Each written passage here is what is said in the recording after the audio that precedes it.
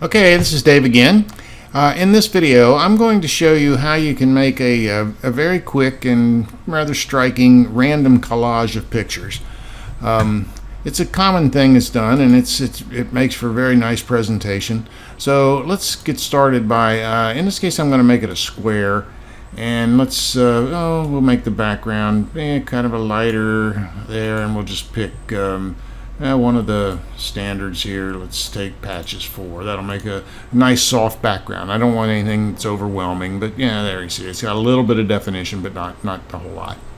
So we'll add a few pictures first, and in here I have my pictures of this bride on her wedding day. And we'll load them and kind of scatter them around for now, just any old place, just to start working on one at a time. Let's work with this one first here. I think what I'm going to do first on it is I'm just going to apply one of our masks to it. Now you remember how I did the masking. I just load the mask, choose the one I want. Let's pick that one. We put it down here and just crop out just the part of the picture that we're interested in. Nothing else. So I just want to catch her and her husband with a champagne toast. Okay, so we'll go ahead and apply that. So that's what we've got after we did that. So we'll just stick that up here in the corner for the time being. This one I'm going to move over here because I got something special in mind for that. I think what I'm going to do with this one is I'm going to put maybe on this one and this one and this one. Let's see, I'll put on this one. I'm just going to do another mask, and I'm going to do I want to put a radius on that. I think I'll put a big radius on that. There we go. And we'll just kind of drop her down to something about like that. Alright, so there we just now rounded her corners off on a rectangle. I think I'll do the same thing with this one. Let's bring this to the front so we can see it a little better. And we'll just go ahead and do the same thing with that same radius applied, and we'll just I don't know, move it up to where it's something like, well, let's say like maybe catch her whole hand and chop it off. How about that? Okay, so we'll just apply it and have that. So now we have a round rectangle on that, rounded corners. On this one, let's just, I don't want another rectangle. Let's make this one an oval. So we'll go ahead in here and I'll grab an oval, and let's just catch the whole picture with that oval. So we'll apply. So there, we got those. Now I mentioned I was going to do something a little special with this one. And one of the things you can do is you can change the opacity of a picture, and that sometimes really makes for an interesting effect, because it makes it look like the part of the picture, or maybe even the main part of the picture, is the background a little bit. But before we do that, the first thing I want to do is I want to go ahead and fix this thing up a little bit by masking it down, because I don't want all of the extraneous stuff around there. So in the masks, there's one here that is a nice soft edged mask, so I'm going to bring that in. I'm just going to catch the part over that I want. Probably something about in this order here. I don't really care for all of the other parts that are out there. So we'll go ahead and apply that. Now, here's the trick. I'm going to rotate this a little bit to set it where I want it. I'm going to blow it up a good bit in size and set it here. Let's send it to the back, because it is going to actually pretend as though it's part of the background, or is the background, in fact. Now, what I'm going to wind up doing here in order to make it look like that is I'm going to go ahead and reduce its opacity down, pretty much. So I'll take her down to where she's maybe even a little bit more than that. We'll take it down to where she's really part of the background now, even though it might be considered as like the main image of the layout. Now we'll just scatter these around, put them where we might want them. Let's put this one here, and this one down here, and maybe rotate it a little bit, something like this.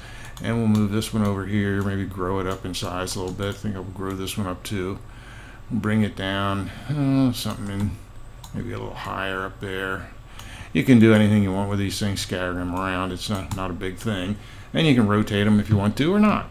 So I think in this case I'd also like to give them a shadow. So I'll give them a shadow, something not too harsh, but something that'll make it stand off the page. And we'll go ahead and apply that to the other images that are cropped out. Okay, so now we got our layout pretty well. So what are we going to do with it? Well, who is it? That might be nice to know. So we'll put a text box in here, and we'll say that this is Sasha and Matt. All right, so let's give it a nice font. This is going to be kind of very formal, so we'll give it Edwardian. We'll auto size it up. It might be a little bit large. In fact, I think it is. Let's take it down to around 100 and see how that looks. There we go. That'll fit in there pretty nicely. And I'm going to, again, stay with a light color. Let's say a variant of that we used. And tell it OK. And I want to give it an outline. And we'll pick the outline color based off of that, just darker. And tell that OK and apply the outline.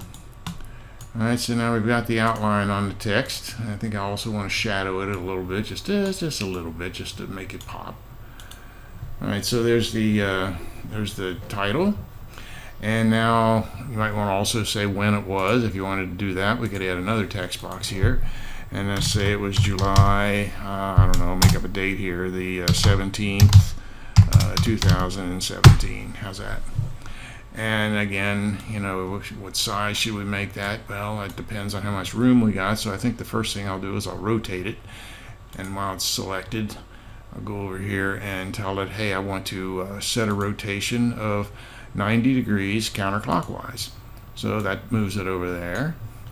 And let's lock her in place here just so I don't move her around.